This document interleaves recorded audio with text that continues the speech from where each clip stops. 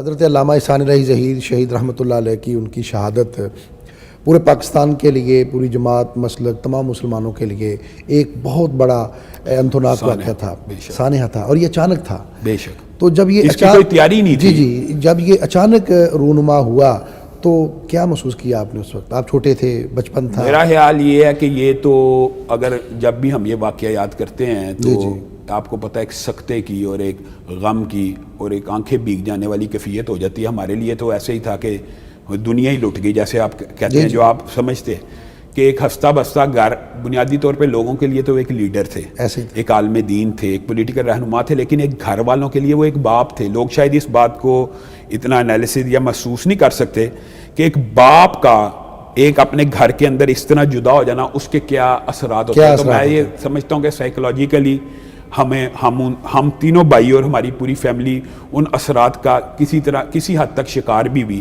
لیکن اللہ کا یہ شکر ہے کہ ہم ڈپریشن میں نہیں گئے۔ اور یہ ضرور ہے کہ والد صاحب کے حادثے کی جو باتیں ہیں یا جو یادیں ہیں، میں اپنے والد صاحب کو دیکھنے ہسپتال میں جب گیا، میرا ایک مخصوص طرز عمل تھا کہ مجھے والد صاحب نے اپنے پیٹ کے اوپر لٹا لیا کرتے تھے اور میں ان کے پیٹ کے اوپر لیٹ جایا کرتا تھا۔ تو ابو ٹھیک ٹھاک زخمی تھے اس وقت، تو میں ان کی کیفیت نہ دیکھ سکا، رونا شروع ہو گیا، تو انہوں نے مجھے اشارہ کیا کہ میری چھاتی کے اوپر آ کے لیٹ جاؤ۔ اس حالت میں انہوں نے مجھے اپنے سینے کے ساتھ لگایا۔ وہ آج بھی وہ جو سینے کی ٹھنڈک ہے وہ مجھے محسوس ہوتی ہے۔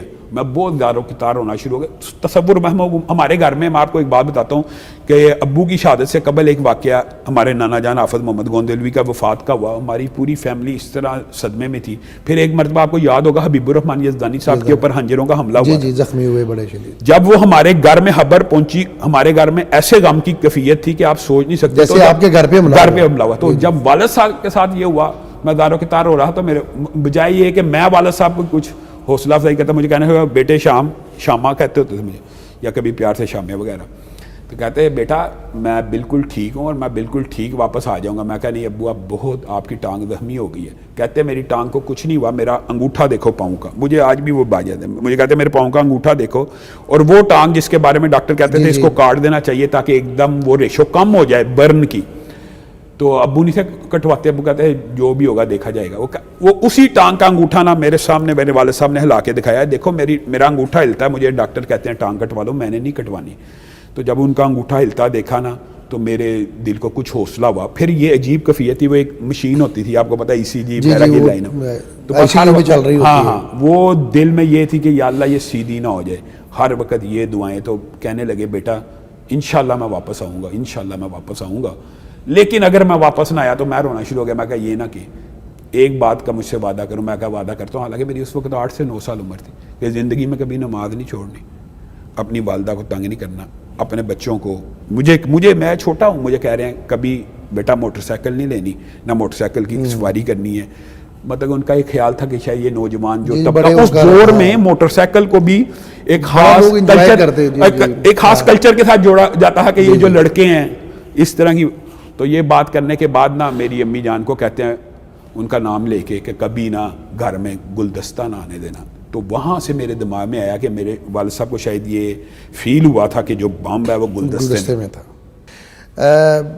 علامہ صاحب شہید ہو گئے، پھر اس کے بعد آپ کی تربیت اور آپ کی تعلیم کا سب سے زیادہ خیال کس نے رکھا؟ آپ کی والدہ محترمہ بھی تھیں اور وہ بھی ماشاءاللہ ایک بڑے باپ کی بیٹی تھیں، وہ بھی ایک عظیم خاتون تھی، آپ کے دادا محترم بھی، آپ کے چچا، ساری فیملی، لیکن آپ کی تربیت پر زیادہ اثر کس کا ہے؟ بابر بھائی حقیقت بات ہے، اگر تربیت کا کریڈٹ دینا چاہیے، ایک تو ابو نے ابتدائی طور پہ تربیت کی جو تھی بنیادیں ڈال دی، لیکن میں یہ سمجھتا ہوں میری ذات کی تربیت کے اندر 2 شخصیات ہیں ابو جان کے بعد، ایک میری والدہ ہیں اور ایک میرے برادر اکبر حافظ ابتسام الہی ظہیر صاحب۔ حالانکہ وہ اس وقت چھوٹے تھے، 15 برس کی عمر تھی میکسیمم، ہاں پورے 15 برس کے میٹرک میں تھے۔ وہ جو ابتدائی ابو کے سانحے کے بعد کا وقت ہے نا، وہ جو 5 سال ہیں وہ تو والدہ کے ساتھ اٹیچ رہا۔ اور ایک بڑی دکھ کی بات یہ ہے کہ ہم 8 بہن بھائی تھے، ہم اپنا رونا لے کے جاتے تھے اپنی والدہ کے پاس کہ ابو یاد آ رہے ہیں۔ ہمیں یہ ادراک اور شعور ہی نہیں ہوا کہ یہ خاتون کس کرب اور اذیت سے، ظاہر ہے چھوٹے تھے، کس اذیت اور کرب سے گزر رہی ہے۔ یہ تو دن میں 8 دفعہ مرتی ہے، کیوں ایک بچہ ایک دن میں 1-2 مرتبہ روتا ہے کہ ابو یاد آ رہے ہیں۔ وہ عورت تو پل پل، اور ہم یہ سمجھتے ہیں، آج ہم یہ فیل کرتے ہیں کہ ہم نے اپنی ماں کو اپنے ہاتھوں سے ایسے جانے دیا، اور میری والدہ کو کوئی بیماری نہیں تھی. میری والدہ جس طرح ابو کی عمر 45 برس تھی, میری والدہ اس وقت 40 برس کی تھی اور بالکل نوجوان تھی. آج کل آپ کو پتا 40 برس کیا ہوگا, لیکن وہ ہماری باتوں سے یا میں ادراک نہیں ہو سکا, بچپنا دیکھ کہہ لے وہ بار بار زخم وہ ان کو کوئی بیماری نہیں تھی, لیکن سڈن ان کا جو برین ہیمریج ہوا نا 5 سال کے بعد, وہ سمجھیں اس نے ہماری زندگی کے اندر بہت بڑی انقلابی تبدیلی آ گئی. ہمیں یہ سمجھ لگ گئی تھی کہ موت تو اتنی اٹل حقیقت ہے, باپ ہم نے دفنایا, والدہ کو ہم نے دفنایا. اس سانحے کے بعد میں یہ سمجھتا ہوں, میں آج یہ بات کہنا چاہتا ہوں کہ میں تو ابو جان کی وفات کے بعد اتنا سہم چکا تھا کہ میں امی جان جب تک فوت نہیں نہ ہوئی اس وقت تک میں ان کے ساتھ سویا کرتا تھا. اچھا جی. اور جس دن امی فوت ہوئی ہیں اس دن, وہ دن اللہ معاف فرمائے, زندگی کے کئی دفعہ خیال آتا ہے کہ نقش سے ہی غائب ہو جائے.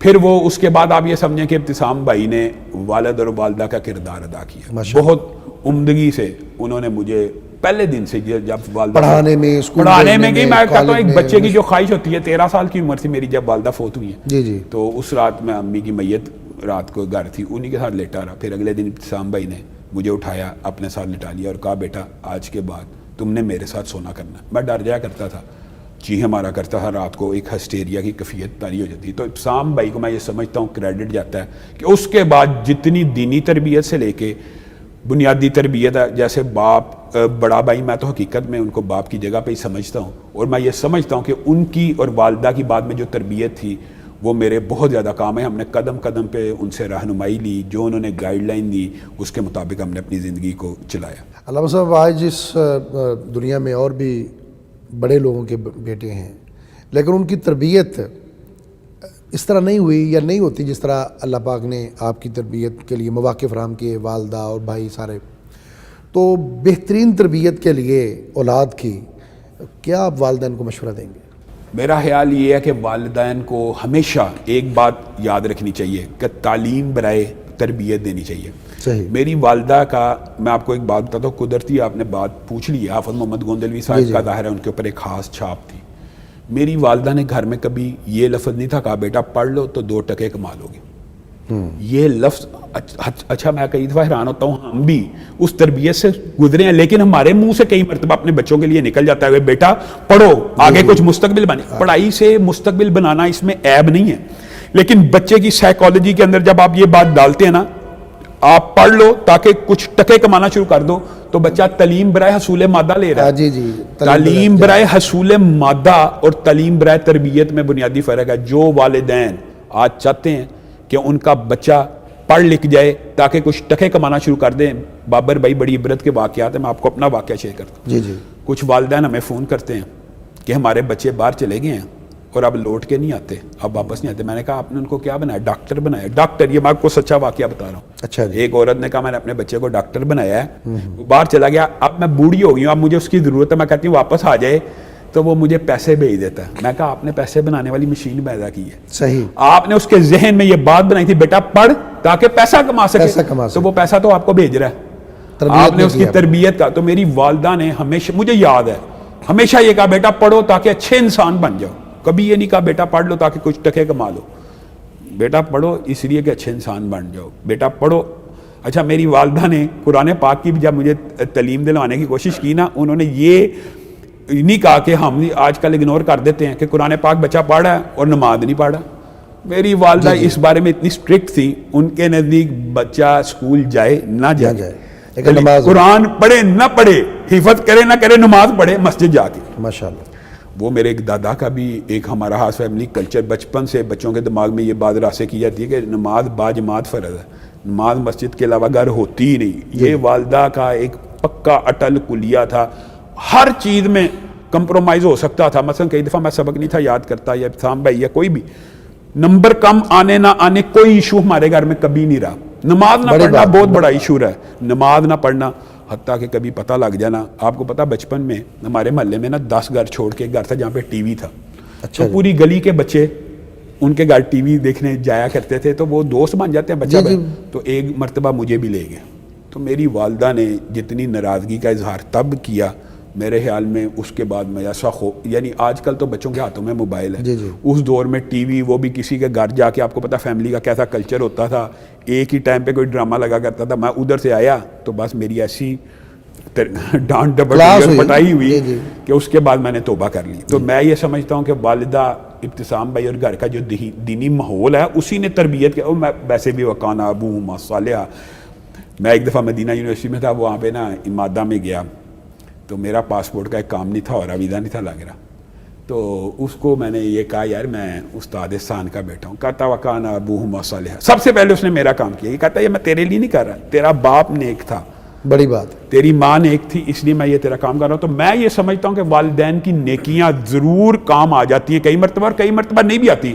وہ جیسے آپ نے بات کی ہے تقدیر اور قسمت کا بھی ہوتا ہے. نوح کا بیٹا, ہاں جی, یا آپ دیکھ لیں مولانا مودودی کی جو اولاد ہے, اتنے بڑے گھرانے ہیں, یہ بھی اللہ تعالیٰ کی, میں اس بات کے اوپر فخر نہیں ہے, اس کے اوپر فخر نہیں ہے, یہ اللہ تعالیٰ کا ہی کرم ہے, اللہ تعالیٰ. اور میں یہ بات سمجھتا ہوں بابر بھائی کہ ایک دفعہ یہ ہوتا ہے کہ بچپن میں نا والد تو نہیں تھے, لیکن ایک غیر مری طور پہ نا ہم نے اپنے باپ کو پایا ضرور ہے کہ یار علامہ صاحب دا بیٹا, سمجھ رہے ہیں ذہن میں یہ بات, آپ بات سمجھ رہے ہیں, مطلب کہ وہ ہم یہ سمجھتے تھے کہ غیر مرئی طور کے اوپر یار لوگ, اگر میں مثال دے رہا ہوں کوئی ایسی حرکت کروں گا تو لوگ کہیں گے علامہ صاحب کے بیٹے نے یہ حرکت کی ہے. تو وہ ایک غیر مری طور پہ غیر محسوس طریقے سے وہ چیک اینڈ بیلنس کا سسٹم تو بہت بچپن سے ہمارے اوپر رہا ہے کہ یہ علامہ صاحب کی اولاد ہے, ایسے نہ کر لے ویسے نہ کر لے.